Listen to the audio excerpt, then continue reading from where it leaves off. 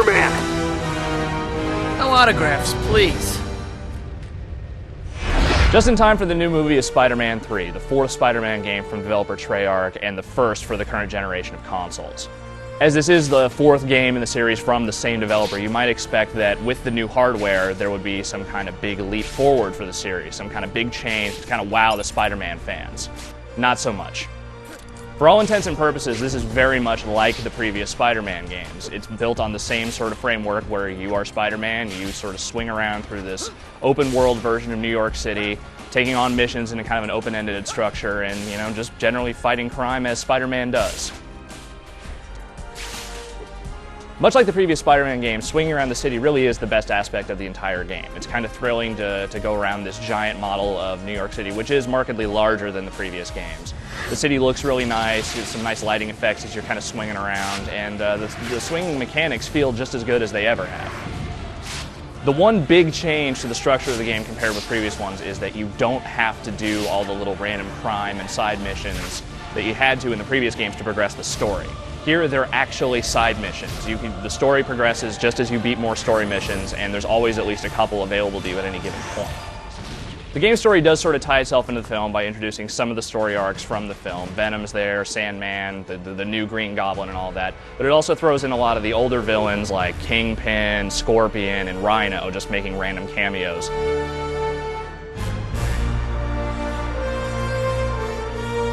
Very little of the actual gameplay has changed much since the last couple of Spider-Man games. The combat system is sort of different in that there's more combos. You don't have to buy upgrades so much as they just kind of appear over time as you complete missions. But the combat itself is just not really very good. Most of the enemies just kind of stand there and get punched a lot, and the few that don't just stand there and block your attacks, so you just kind of need to keep hammering them on them until you can kind of build up enough steam to do a special attack and then knock them over, and that's about it. You also have to liberally use this dodge maneuver, which basically just involves you holding down a button and then waiting for someone to attack, and when they attack, doing a counterattack. Way too many of the game's boss fights rely on this exclusively to get through, and in fact it makes a lot of the boss fights overly protracted and kind of frustrating. One new addition to the gameplay is some contextual action that just involves some button icons appearing on screen and you pressing them in time. A lot of this stuff is in line with what God of War did with its contextual minigames, and that you're doing some ridiculous acrobatic feat or some incredible combat move that you couldn't do with the basic game engine. So all this is kind of going down as a cutscene, and you're just pressing these button icons that appear on screen as they pop up. And for the most part, it works okay, except that sometimes these just kind of come out of nowhere, and you really have no warning as to what you're about to have to deal with, and you end up having to restart it a few times. The most frustrating thing about Spider-Man 3 is the camera system. At times, it borders on broken, but for the most part, it's just kind of annoying. When you're in combat, you can't snap it behind you at any given point, so you're constantly having to adjust the camera as enemies start circling you and you have to circle them, and that gets really annoying. Anytime you're swinging around the city or you have to leap onto buildings, the camera is not very good at dealing with perspective changes, so you're upside down and you're swinging around and you're in a tight enclosed space. It just tends to snap around all over the place, gets very nauseating, and really tends to make the whole game very, very frustrating. Apart from the scope and the look of the city, the game doesn't really look all that great. The character models, especially in cutscenes, look mildly deformed and kind of freakish, and a lot of the animation in the game, while some of the moves look really cool, the actual transition animations between them look really stilted and weird. There's all sorts of little physics glitches that'll pop up when you're fighting guys. They'll get stuck in walls, get stuck on invisible barriers, that sort of thing.